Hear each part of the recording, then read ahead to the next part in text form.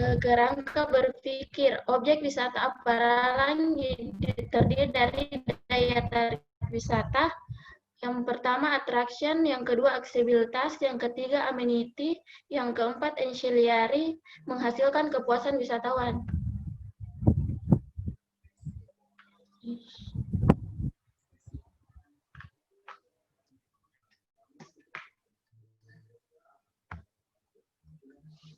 Ada dengan analisis interval agar dapat dihitung dalam bentuk kuantitatif. Jawaban-jawaban dari responden tersebut dapat diberi bobot nilai atau skala Likert.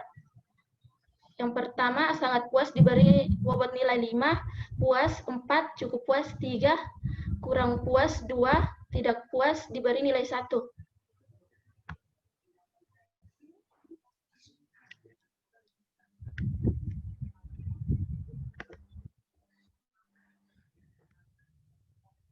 Adapun hasil penelitian saya yaitu dari beberapa pernyataan responden menjadi daya tarik objek wisata Apparalan. Yang pertama atraksi, yang kedua aksesibilitas, yang ketiga amenitas, dan yang terakhir faktor pendukung.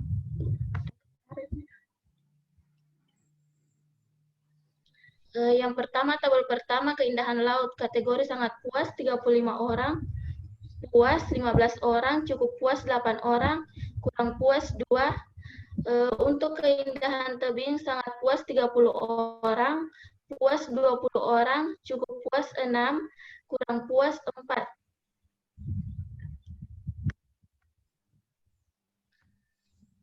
Untuk tabel spot foto sangat puas 38 orang, puas 15 orang, cukup puas 6 orang, dan tidak puas 1 orang.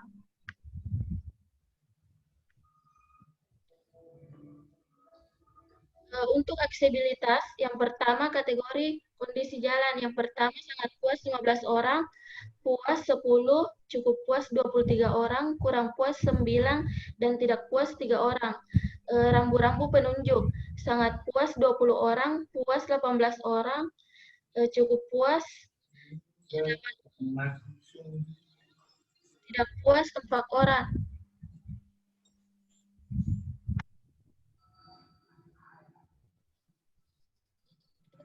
Tabel list fasilitas yang pertama air bersih, kategori sangat puas 18 orang, puas 5 orang, dan tidak puas 12 orang.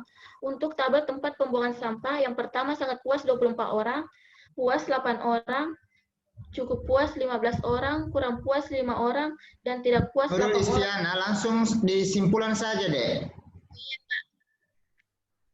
Kesimpulan, daya tarik objek wisata Apparalan diantaranya atraksi atau attraction, kedua aksesibilitas, yang ketiga amenitas atau fasilitas, dan yang terakhir faktor pendukung. Kepuasan wisatawan di sini terbagi atas 4 indikator penilaian. Yang pertama attraction, mengenai wisatawan tentang keindahan laut, keindahan tebing, dan spot foto.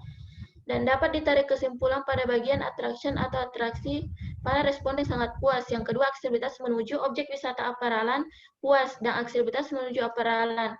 Yang ketiga, fasilitas mengenai persediaan air bersih dan pembuangan sampah, mereka puas. Mengenai listrik, mereka cukup puas, dan mengenai petugas loket, mereka sangat puas. Dan yang terakhir, faktor pendukung dapat disimpulkan juga merasa sangat puas. Bagaimana? Saya kembalikan kepada Bapak Erman.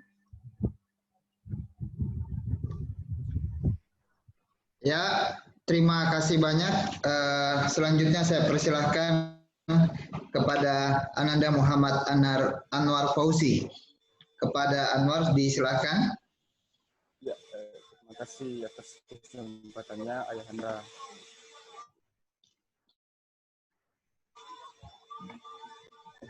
Ayahanda Herman Syarif, yang saya hormati sempat hadir, Prof. Ramli sebagai pembimbing 1, Ayahanda Amal Arfan sebagai penguji 2, dan Prof. Rasmini belum menyempatkan hadir. Bismillahirrahmanirrahim. Assalamualaikum warahmatullahi wabarakatuh. Ya, izinkanlah saya mempresentasikan hasil dari olah lapangan saya dengan judul pemetaan sarana dan prasarana berbasis sistem informasi geografis Kelurahan Benteng, Kecamatan Bangkala, Kabupaten Jeneponto, di mana yang menjadi latar belakang yaitu kurangnya informasi spasial mengenai sarana dan prasarana yang berada pada wilayah terkait yang diteliti. Dan kedua, mengapa ini penting? Karena gambaran tersebut dapat menjadi acuan untuk pembangunan wilayah ke depannya. Selanjutnya menempatkan aktivitas yang tepat sesuai dengan sarana dan prasarana, tentu saja sebagai satu bagian rencana tata ruang. Yang menjadi rumusan masalah kali ini adalah bagaimana membuat peta sarana dan prasarana berbasis sistem informasi geografis. Yang kedua, bagaimana sebaran dan analisis sarana dan prasarana di Kelurahan Benteng, Kecamatan Bangkala, Kabupaten Jeneponto. Selanjutnya menjadi tujuan kami yaitu memetakan sarana Kelurahan Benteng, Kecamatan Bangkala, Kabupaten Jeneponto. Yang kedua, mengetahui sebaran sarana Kelurahan Benteng, Kecamatan Bangkala, Kabupaten Jeneponto. Yang menjadi manfaat pada penelitian kali ini yaitu penelitian ini diharapkan dapat menjadi informasi bagi pemerintah atau stakeholder setempat dalam rangka pengembangan wilayah ke depannya. Dan juga bisa menjadi pemahaman bagi masyarakat sekitar mengenai kondisi wilayahnya. Selanjutnya, jenis waktu tempat penelitian. Penelitian ini menggunakan jenis deskriptif kualitatif karena data yang diperoleh nantinya berupa angka dan rangka yang diperoleh kemudian analisis lebih lanjut dalam analisis data.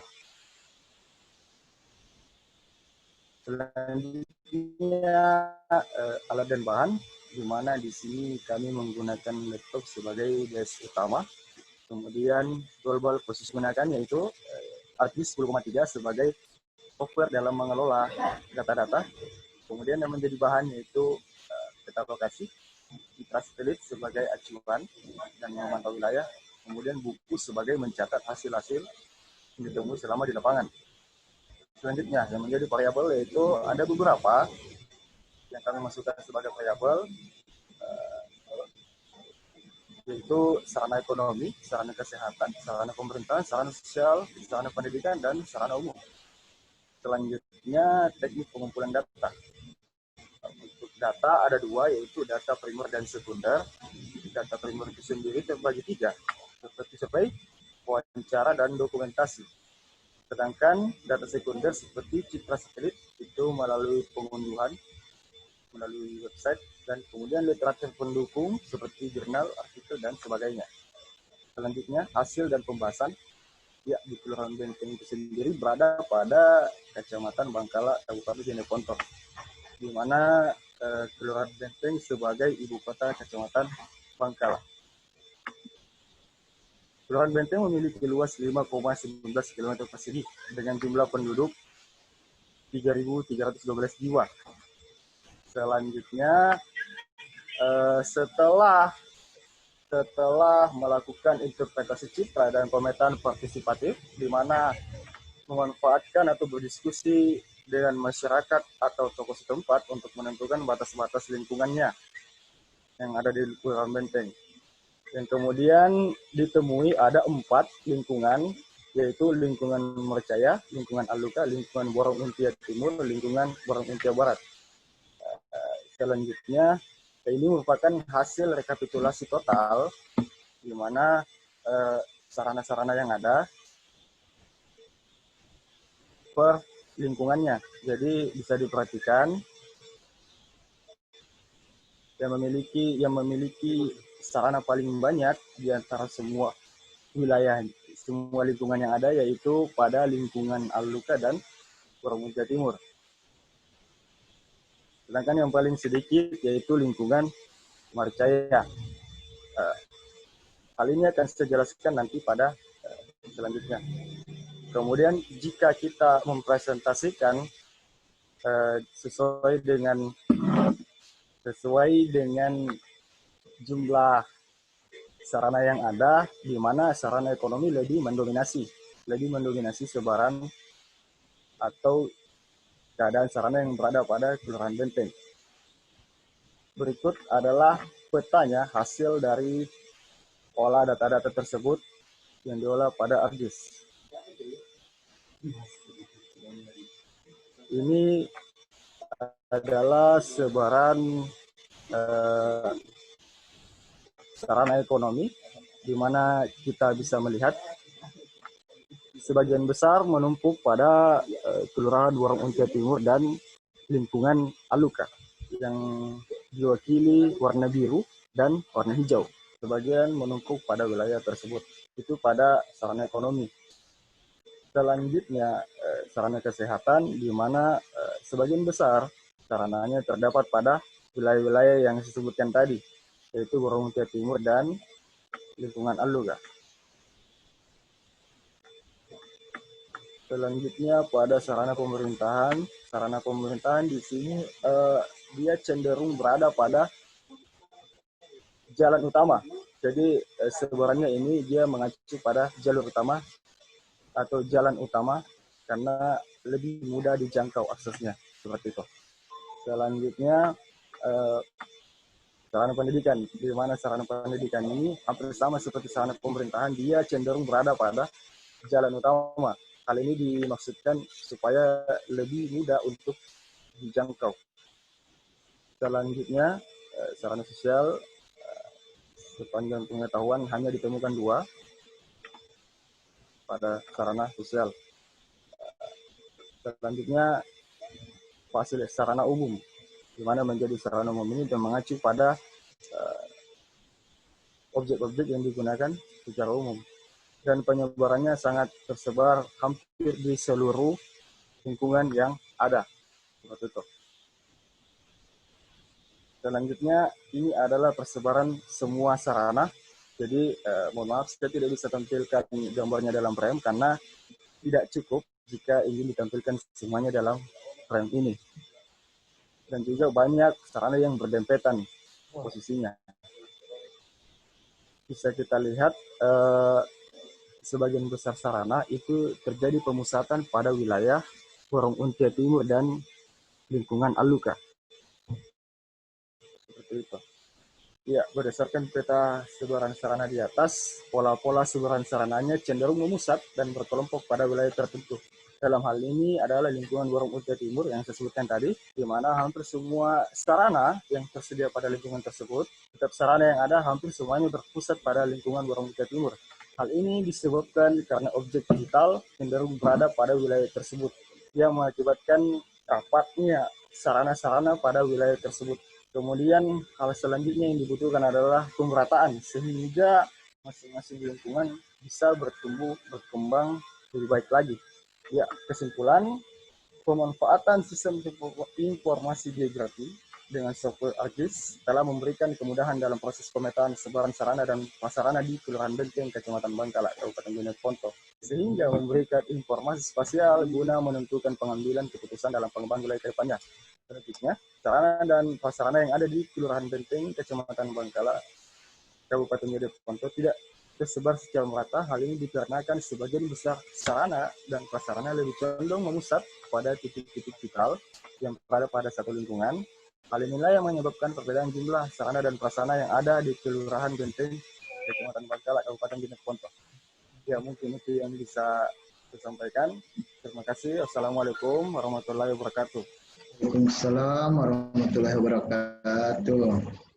Ya, terima kasih untuk Anwar Fauzi. Selanjutnya kita beralih di sesi kedua, yakni sesi pertanyaan, kemudian masukan atau tanggapan yang akan diberikan oleh masing-masing Dewan Pembimbing dan Dewan Penguji.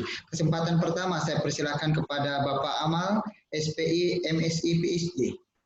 Kepada Bapak saya persilahkan.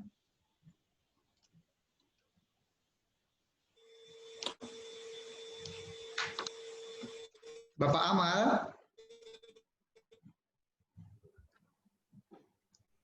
Bapak Amal. Sebelum Pak Amal masuk 5 menit. Pak Iya, bro.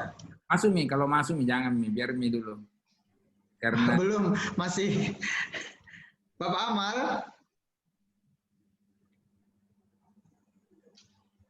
Bapak Amal.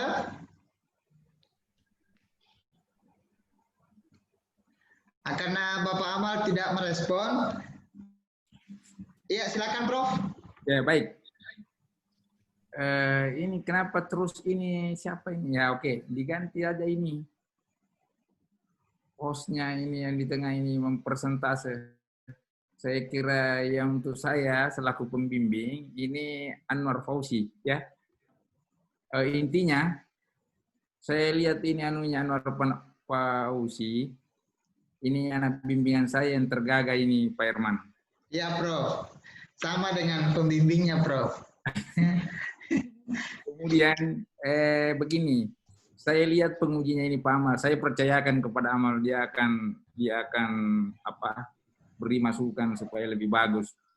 Dari sistematika penulisan saya kira nanti saya baru perhatikan juga ini sebenarnya waktu saya konsultasi bahwa Pak Uca ini yang saya lihat selaku ketua jurusan, harapan saya untuk mengatur ini sistem penulisannya banyak, artinya secara ilmiah tidak sistemik, ya. Ini idenya bagus, tapi dalam memaparkan secara ilmiah ini perlu dibuat dengan sistem sesuai dengan aturan. Kemudian yang kedua, ini sarana dan prasarana minta dipisahkan mana sarananya mana prasarana, tidak boleh bergabung satu, ya. Mana Anwar bisa beri komentar sedikit apa itu sarana, apa itu prasarana, jangan sampai Anda tidak ketahui. Silakan dulu. Iya Prof. Terima kasih atas masukannya. Iya Prof. Terima kasih atas masukannya. Jadi menurut pribadi yang menjadi sarana yaitu yang menjadi intinya seperti sarana ekonomi, sarana pendidikan, sarana kesehatan, dan yang kemudian menjadi prasarananya itu ya di dalamnya seperti misalnya sarana pendidikan, prasarananya yaitu SD ini, SMP ini, dan SMA ini. Seperti itu menurut saya, Prof. Ya, begini. Ini misalnya kamu, dengar baik-baik ya. Kalau dia itu sarana, misalnya saya kasih contoh mobil, itu bisa bergerak, dia punya sarana mobil. Kalau prasarana itu kiosnya, bangunannya. Seperti misalnya kantor kesehatan, itu prasarana. Tapi alat-alat kesehatan di dalam itu adalah prasarana. Kau salah paham ini, kembali ini fundamental ini pemahamanmu ini untuk menyangkut masalah itu ya. Oke, nanti ini begitu pemanunya. Sarana berbeda dengan prasarana. Kalau sarana itu seperti kantor, itu prasarana. Ya, kantor kesehatan, pendidikan, masjid, itu sarana, prasarana. Sarananya ya seperti misalnya speaker. Ya. Begitu juga kios, ekonomi dan lain sebagainya. Ini perlu dipahami, ini fundamental pemahamanmu tentang itu. Jadi saya kira itu oke. Ini nanti kembali untuk saya ya. Terima kasih Pak Herman. Ini mohon maaf ini mendahului dari yang lain ini. Terima kasih Pak Amal. Ya, terima kasih banyak Prof atas masukan. Assalamualaikum warahmatullahi wabarakatuh. Waalaikumsalam warahmatullahi wabarakatuh. Terima kasih banyak Prof. Saya titip ke Pak Uca untuk lebih siap Prof. Tapi tadi ada mahasiswa yang minta rekomendasi Prof. 4 orang lagi. Rekomendasi untuk beasiswa unggulan Prof. Oh bisa. Sudah ya insyaallah nanti ketemu dengan saya. Tapi ada saran saya lagi untuk pimpinan jurusan. Kenapa tidak kita lakukan ujian ini dalam bentuk luring? Apa masih ada larangan untuk itu? Saya kira bisa ini Pak. Bagus karena kita juga sudah keluar ini. Iya, bagus kan diatur saja protokol COVID-nya. Iya. Sebetulnya sudah bisa Prof. Yang penting dibatasi, sudah bisa. Iya. Ya, dibatasi diatur dengan dibatasi, bisa. Yang penting juga karena kita juga keluar gini. Ya, andai kata kita di rumah memang tidak keluar ya, oke, bagus. Tapi kita juga keluar, jadi bagus. Ini saran-saran Pak Kajur. Oke, baik. Oke, Prof. Insya Allah kita akan nanti ini Pak bisa membuatkan jadwal untuk bisa yang luring. Iya, luring ya. Oke, terima kasih. Ya, terima kasih banyak Prof. Berikutnya saya persilakan kepada Bapak Amal SPI, MSI, PhD. Kepada Bapak saya silakan. Ya, makasih moderator, dalam hal ini Ketua Prodi Geografi, Bapak Irman Sarif. Nah, untuk Muhammad Anar Fauzi ya. Ya, ini Muhammad Anar Fauzi ya. Saya ini agak bingung melihat penelitian tak ya. Tidak sesuai, kayaknya tidak sejalan dengan ini kerangka pikirnya ya. Coba kita lihat di kerangka pikir ya. Saya buka dulu, Anda lihat ya.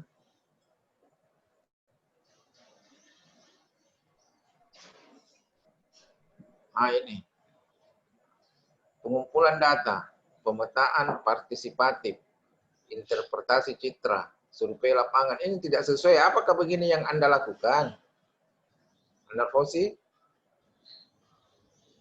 Apakah memang begini? Apa sudah sesuai dengan isinya? Halo? Halo? Apa sudah sesuai nih? Ya Pak. Ini Anda rubah metodenya, tapi dan isinya semuanya ya. Tapi saya lihat di kerangka ini Anda tidak rubah kerangka pikirnya, Anda tidak merubah batas wilayah, jaringan jalan, titik potensi. Apa maksudnya titik potensi? Terus ke bawah peta potensi kelurahan. Ya, Anda tidak rubah. Ya, jadi begini Pak. Iya Pak. Jadi begini, saya jelaskan kenapa kemudian bisa ada seperti itu. Untuk kata potensi itu kurang diamati, tapi secara kerangkanya seperti pemetaan partisipatif, interpretasi citra, survei lapangan itu memang seperti itu Pak. Saya mengumpulkan datanya melalui pemetaan partisipatif. Yang mana yang Anda maksud itu pemetaan partisipatif?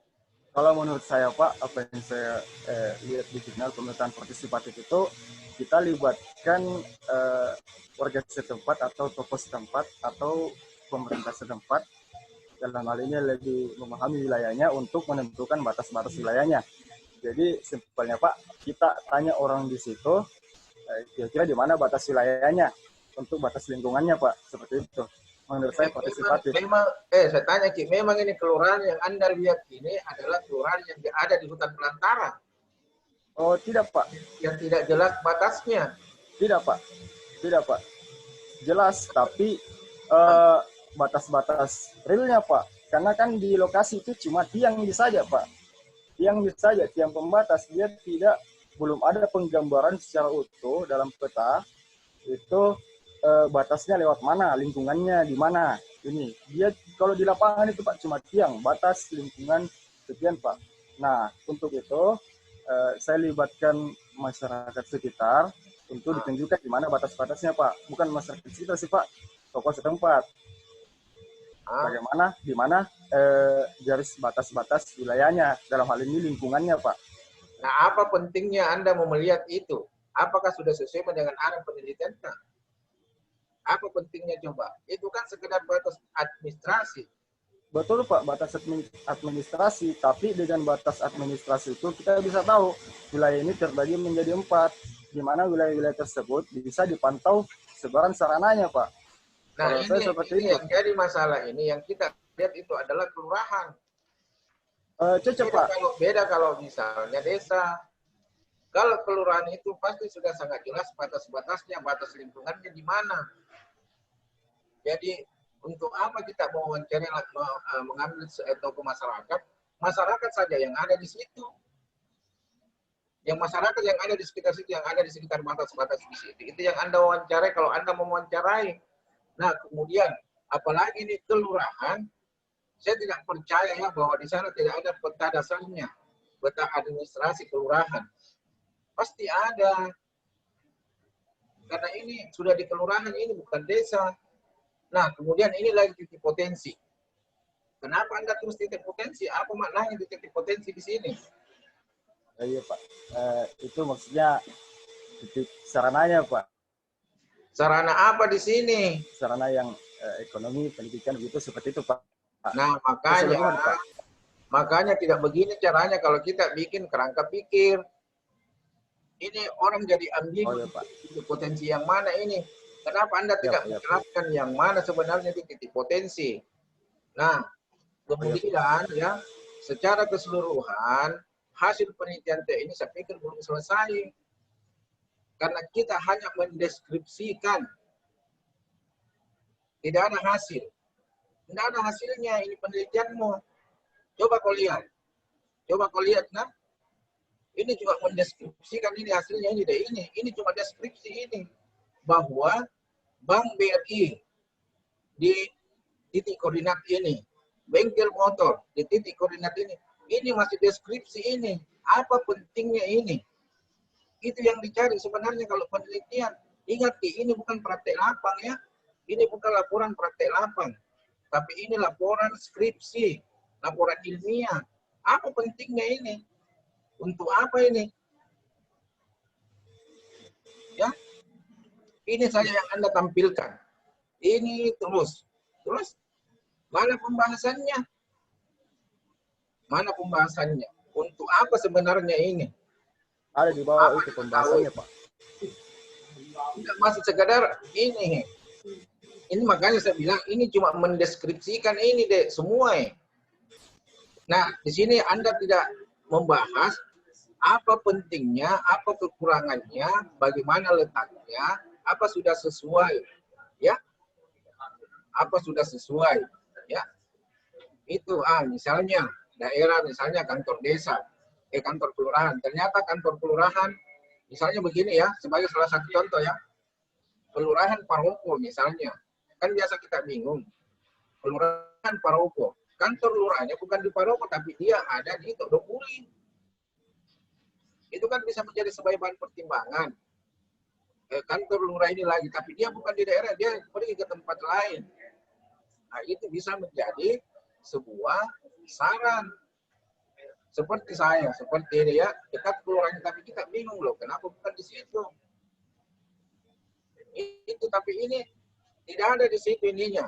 Anda cuma mendeskripsikan saja. Ini kan hasil deskripsi semua ini. Coba mikir. Ini kan Anda deskripsikan saja ini saja lagi petanya yang Anda jelaskan. Tidak begitu. Mana hasilnya coba? Coba tunjukkan mana hasilnya. Mana hasil penelitian Pak? Kalau menurut saya Pak, hasil penelitiannya Pak itu peta, itu spasialnya Pak. Karena itu menjadi rumusan masalahku Pak. Bagaimana menunjukkan petanya Pak. Terus kemudian rumusan masalah kedua, bagaimana sebenarnya di sini nih ku deskripsikan tuh Pak, dari peta yang ada kemudian ku deskripsikan bahwa di sini pada wilayah ini di situ menjadi sentral pada di kelurahan itu Pak, karena di sana menurut peta di situ menumpuk dikarenakan adanya objek vital di situ Pak. Jadi kalau menurut saya pribadi Pak sudah sesuai nih, karena hasil yang ingin memang saya buat yaitu petanya Pak, berupa peta. Dan kemudian rumusan masalah keduanya yaitu bagaimana mendeskripsikan sebarannya Pak, seperti itu Pak. Jadi memang kalau ditanyakan gimana hasilnya Pak, itu petanya Pak, itu hasilnya karena itu spasialnya Pak. Iya cocok. Sekarang saya tanya kenapa ini saya bilang sampai sekedar deskripsi, Anda kan cuma memberikan informasi bahwa di situ sudah sesuai. Apa landasannya Anda mengatakan bahwa itu sudah sesuai? Karena ada titik koordinatnya, Pak. Nah, ada bukan itu deh. Dalam membahas itu harus ada literatur yang mendukung. Itulah yang namanya pembahasan. Ini tidak ada sama sekali. Makanya saya lihat ini kita punya hasil ya, hanya deskripsi saja semua. Tidak ada yang Anda hubungkan dari mana. Misalnya Anda katakan bahwa di situ sudah sesuai. Apa landasan Anda katakan bahwa itu sudah sesuai? Tidak ada sekali teori di sini yang mengatakan bahwa itu sudah sesuai. Nah, makanya itu dalam membahas ya, ada hasil, ada deskripsi, itulah yang kita sandingkan dengan hasil-hasil penelitian maupun teori-teori yang sudah ada. Itulah yang namanya pembahasan. Nah, ini tidak ada sama sekali. Tidak ada sama sekali. Cuma ini saja yang dijelaskan seperti halnya begini deh. Seandainya ini dalam bentuk peta, dalam bentuk tabel ini saja yang Anda jelaskan. Dan kita tidak tahu apa makna dari tabel itu, seperti halnya dengan ini. Ada Pak, tabelnya itu Pak, seperti itu, rekapitulasi Tidak, ada. misalnya seperti juga ini. Iya. Apa maknanya sebenarnya? Maksud saya begini deh, ini masih belum lengkap pembahasannya, tidak ada sama sekali pembahasannya. Ini baru hasil dan deskripsi semua ini. Anda perlu bahas. Saya ingatkan kita, ini bukan semacam praktek lapangan, ini bukan semacam karya ilmiah, ini skripsi. Oke? Iya Pak. Dari awal memang ini saya sudah komentari ya. Apa maknanya yang Anda teliti ini? Coba. Apa yang dia sampaikan Pak Amal itu benar adanya, jadi jangan kamu membantah deh. Minta maaf Pak, saya mohon maaf Pak, bukan membantah, saya cuma kemukakan apa yang dalam kepala saya. Kalau memang apa yang dalam kepala saya itu masalah, ya nanti. Tidak, maksudnya ini analisis, ini penelitian begini, ini tidak apa-apa. Ini ada pemetaan sarana dan prasarana berbasis sistem ini. Tapi ini sebenarnya untuk apa? Apa pentingnya bagi masyarakat di sana, bagi pemerintah di sana? Itu yang saya mau cari, mana coba? Tidak ada di situ, jadi kita tidak tahu untuk apa ini penelitian, sekedar sampai untuk mendeskripsikan saja. Kalau manfaatnya ini penelitian Pak, kalau menurut saya memang dalam suatu wilayah itu pentingnya ada informasi spasial Pak sebagai dasar. Apakah Anda bahas di situ, kemudian Anda kaitkan dengan teori? Begitulah pembahasan. Makanya saya lihat ini sekedar deskripsi saja, ini kita punya, ini terlalu banyak ini. Nah, terus yang kedua, mana petanya? Ini juga merupakan sebuah pemetaan ya, memberikan informasi. Tapi mana petanya? Ada petanya? Ada Pak. Mana? Ada di bawah di situ Pak. Saya cantumkan. Kalau boleh dibagus petanya ya. Ya.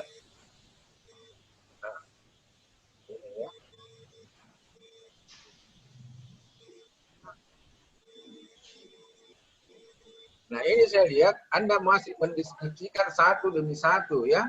Anda tidak mengaitkan. Jadi langsung masuk kesimpulan. Makanya saya bilang kenapa langsung selesai? Saya kira masih ada ke bawah, langsung masuk kesimpulan. Ya Pak.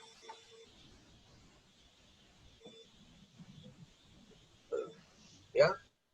Nah, yang jadi problem itu kebongkar total kerangka pikirmu. Tidak sesuai ya. Jadi dibenahi Pak. Kan masih kau masuk ujian meja ya. Ya Pak, kenapa Pak? Enggak, maksudnya ini kan baru seminar hasil. Jadi Anda harus perbaiki ya. Oh iya Nah, Pak. ini juga tujuanmu. Memetakan sarana prasarana, mengetahui sebaran. Nah, setelah Anda memetakan, mengetahui, apa lagi? Masa sampai sekedar ini saja? Apa manfaatnya ini sebenarnya setelah Anda ketahui, Anda memetakan? Kalau manfaatnya Pak, dia bisa menjadi informasi spasial Pak pada wilayah itu. Karena normalnya pada setiap wilayah setidaknya ada informasi spasialnya Pak mengenai sebaran sarananya minimalnya Pak, seperti itu. Ya, jadi mohon maaf ini Pak, penelitian saya mungkin kelihatan sederhana, tapi kalau kita melihat nilai kegunaan Pak, itu pasti ada manfaatnya di antara masyarakat Pak. Karena itu menurutmu, karena kau yang buat. Itu menurutmu, karena kau yang buat. Kau sudah paham nih. Tapi menurut saya ini penelitianmu tidak sampai. Ini iya, Pak. Pentingnya ini dekat-dekat ini kok ini tuh sudah dekat ini. Bagaimana pentingnya ke masyarakat? Masyarakat di sana, ya. Apa sudah cocok penataannya? Itu yang mau dicari sebenarnya. Nah, kalau Anda merasa bahwa ini penelitian sudah bagus, semua peneliti mengatakan penelitiannya sudah bagus. Nah, itulah peneliti. Ada namanya penguji. Dia memberikan koreksi. Ada namanya pembimbing. Dia memberikan koreksi. Apa yang saya tulis ini sudah betul apa tidak? Iya, Pak. Luar? Iya, Pak. Iya, Pak. Ini banyak sekali ini. Sehingga ini ya. Nah, kemudian ya, perlu Anda ketahui juga Anda posisi ya. Jangan sampai Anda merasa benar lagi. Nah, dalam sebuah laporan skripsi, ya, dalam sebuah laporan ilmiah, tidak pernah kita dapatkan berlembar-lembar dalam bentuk begini deh. Selalu ini biasanya dalam bentuk di lampiran. Kalau dalam bentuk peta, enggak apa-apa, ini sampai berapa lembar, begini saja terus. Coba, sementara ini ada di hasil. Untuk apa ini? Apa tidak jelas di peta? Ada di peta pembuat? Coba. Saya baru melihat tulisan begini, ini berapa halaman ini? Ini hasil, ini bukan lampiran loh ini. Nih, berapa lembar memang? 1, 2, 3, 4, 5, 6. Ini bukan iklan reklame deh, ini skripsi. Tuh, lihat. Kenapa ini terus? Untuk apa coba? Makanya saya bilang, Anda cuma memberikan paparan. Iya, Pak. Oke? Iya, Pak. Nah, coba konsultasikan sama pembimbing. Oke, Pak. Hilangkan semua ini. Ini memang cuma gambar-gambar ini yang paling banyak di hasilmu. Sementara ada petanya. Coba hitung ya berapa. Iya. Bisa saya Pak. Tambah. Apalagi kau sudah merasa lagi bahwa sudah betul ini saya punya. Oh, begini Pak. Jadi saya tekan. Begini saja, enggak usah nih kamu komen ya. Kamu perbaiki saja. Enggak, Pak. Jangan sampai Pak salah paham, bukan mau dikira merasa benar, cuma apa yang saya ketahui, Pak. Kau itu Anwar, semakin banyak komenmu, semakin banyak salahmu deh. Oh ya, Pak. Apa ya, misalnya nah? Pak. Ya, perbaiki saja ya. Apa yang kau bantahkan? Kenapa dalam transkripsi begini modelnya? Iya, Pak. Ini kenapa ada gambar semua? Ini yang paling banyak. Aduh, ya Anwar Masina perbaiki. Ya, Pak. Lebih bagus kita buat peta dalam bentuk A3, merangkumi semua ini. Yang mana? Jadi ada berapa peta, saya tidak lihat petamu. Yang mana misalnya sarana prasarana kesehatan. Itu petanya kok kita lampirkan ini. Kemudian mana sarana pendidikan, sarana jalan. Itu yang kita kemudian kita bahas. Apakah sudah sesuai? Bagaimana pentingnya kepada masyarakat? Itu ya, bagaimana dampaknya kepada masyarakat? Itu kemudian Anda kaitkan dengan teori-teori yang ada. Itulah yang namanya pembahasan, hasil dan pembahasan. Kalau ini masih deskripsi semua ini. Oke, Anda posisi. Ya. Ya, Pak. Oke, ya. Ya, Pak. Oke. Selesai, Pak. Terima kasih atas masukannya, Pak. Oke, Pak Herman. Ya, terima kasih banyak, Bapak. Terima kasih atas masukannya, Pak Amal. Dan juga untuk Anwar Fauzi, silakan diperbaiki Ya, untuk Pak. menuju ujian skripsi ya. Jadi apa yang disarankan oleh Pak Amal betul adanya, jangan semakin banyak berkomentar, karena semakin banyak berkomentar semakin banyak salahnya untuk Anwar ya. Selanjutnya saya persilakan kepada Ya, Pak. Makasih banyak, Pak. Kepada Bapak Uca SSI MP PhD. Kepada Bapak saya silakan.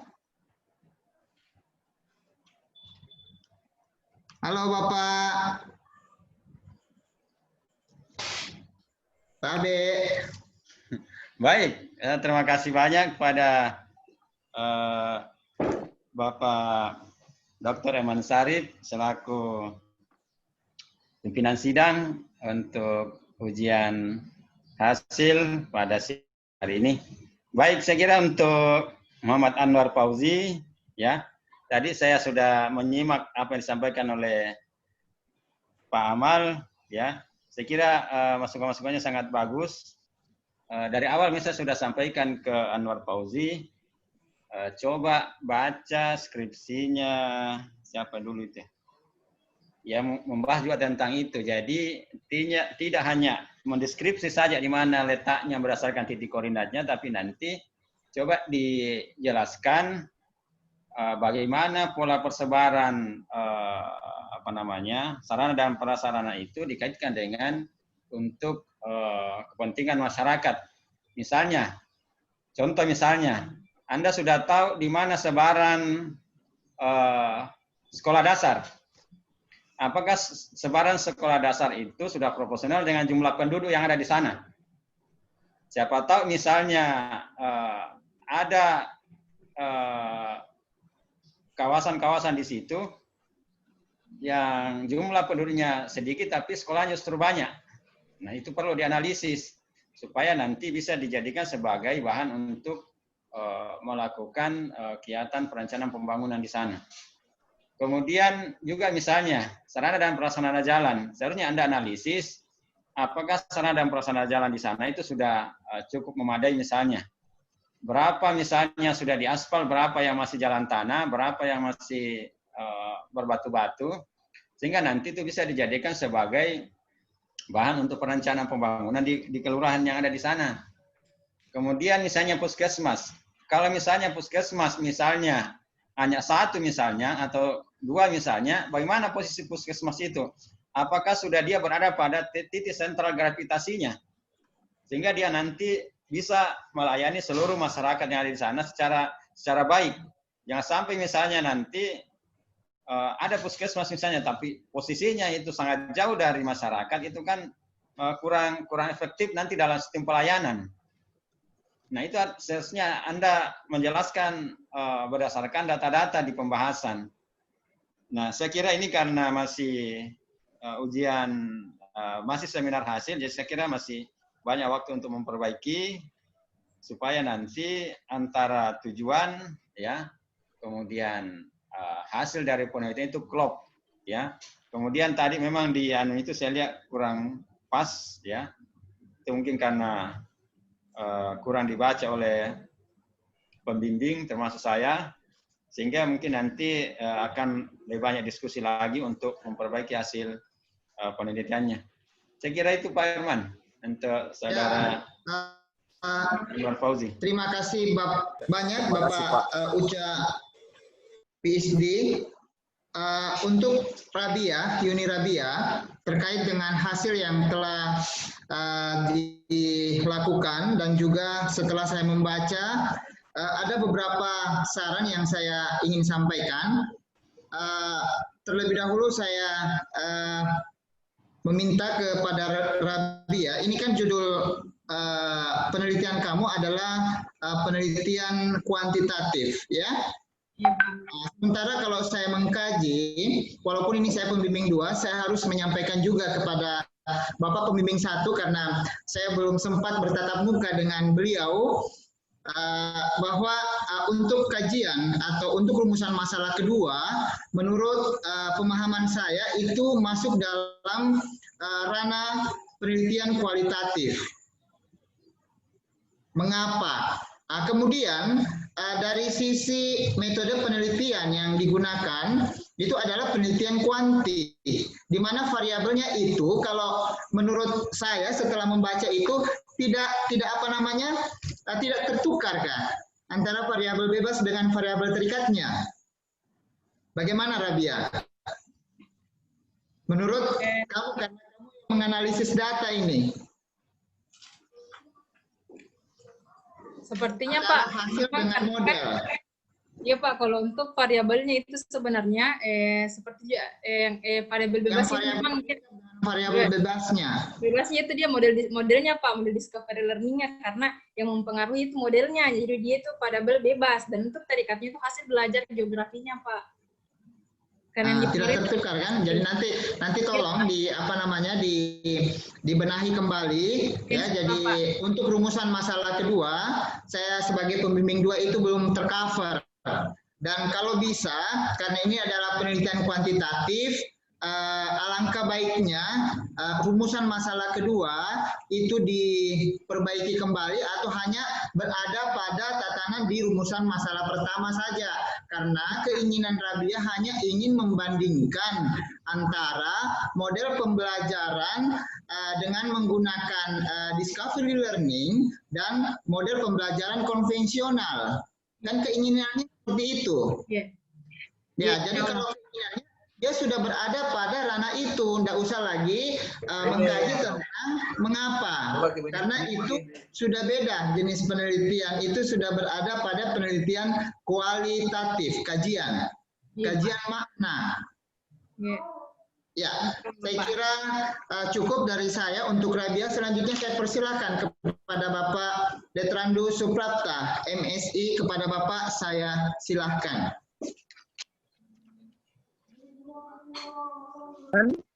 Baik, terima kasih Pak Herman. Saya langsung pada Yuni. Jadi bisa bacakan rumusan masalah keduanya? Ya Pak. Adapun rumusan masalah yang kedua itu Pak, mengapa dengan menggunakan model discovery learning pembelajaran geografi lebih efektif? Oh, itu kalimatnya karena diubah menjadi mengapa di depan, itu menjadi maknanya menjadi beda. Jadi kembalikan lagi pada pola kuantitatif. Ya, jadi balik kalimat itu, bukan mengapa yang ditaruh di depan, kapan diubah. Ya, insya Allah Pak. Ya. Ya, itu supaya klop, supaya konsisten penelitiannya dibalik kalimatnya. Ya. Ya, Pak. Supaya bermakna kualitatif dan memberikan analisisnya lebih mudah lagi. Sekiranya itu karena yang lainnya sudah sesuai lah. Ya. Jadi comparison riset itu kalau dua-duanya sudah dieksplanasi ya sudah cukup, sisa kekuatan analisismu saja karena sintaknya masing-masing berbeda atau tekanannya lah nanti dalam pilihan itu yang saya kira cukup hanya itu yang Pak Herman. Ya, terima kasih banyak Bapak. Selanjutnya saya sapa dulu Bapak penguji satu, Bapak Detrandus Haji Ibrahim Abbas MSI. Kepada Bapak saya persilahkan. Ada juga. Tadi ada. Ada. Ini ada. Oh, hilang lagi. Ya, silakan Bapak. Pak Haji Ibrahim. Hilang. Jangan pergi ke masjid.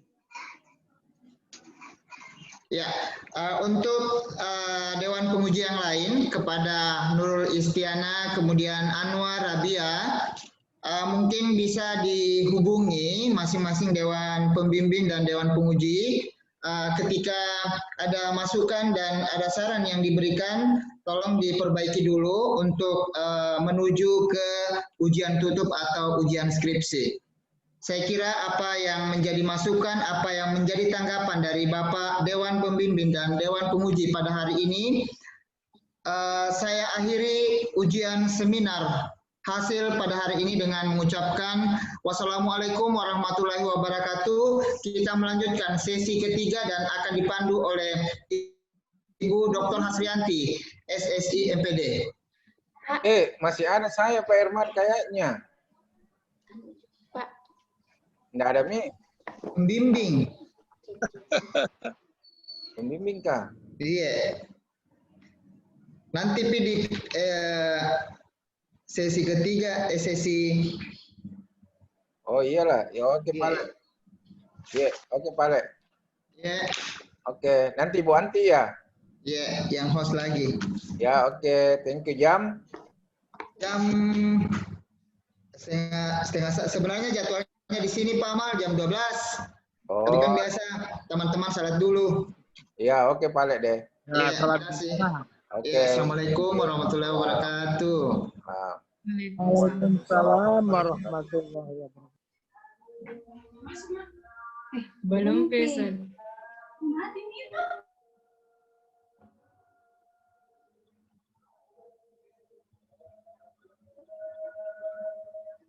Kenapa ini?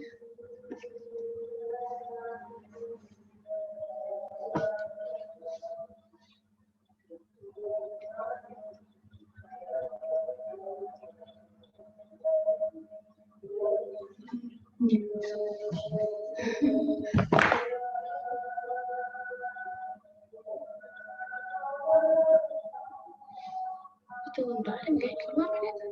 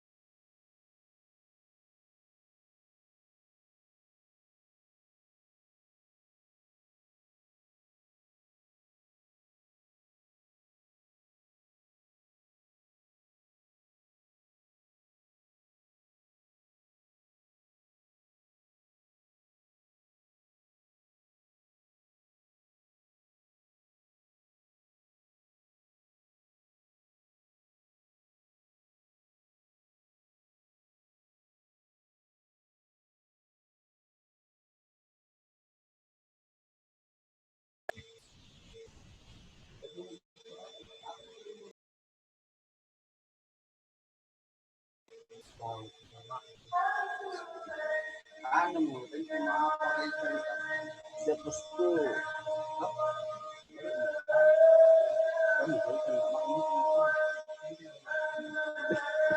ikut suaranya.